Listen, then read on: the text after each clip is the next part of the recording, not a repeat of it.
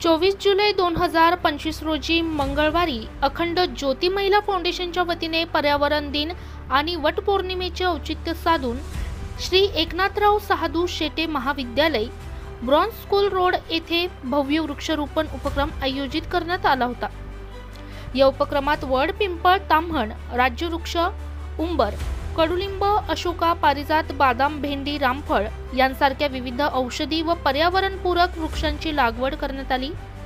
तसेच हा उपक्रम फाउंडेशनच्या सक्रिय सदस्या कविता पाळदे आणि पूजा गायकवाड यांच्या पुढाकाराने राबवण्यात आला। तसेच कार्यक्रमाच्या वेळी अखंड ज्योती महिला फाउंडेशनच्या अध्यक्षा ज्योती जॉर्ज, सचिव रुपाली वालझाडे तसेच कार्यकारिणी सदस्या पूनम बर्वे, वृषाली गवळी, माधवी देशमुख, पूजा गाडेकर, प्राची दळवी उपस्थित होत्या।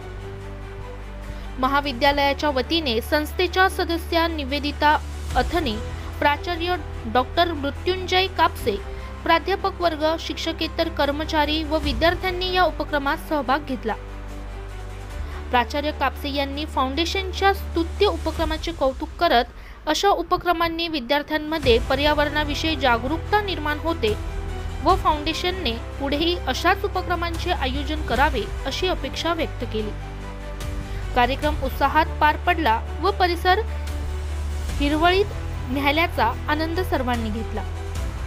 ब्युरो रिपोर्ट रणजित झापर्डेसह स्टार लोक शक्ती न्यूज नाशिक।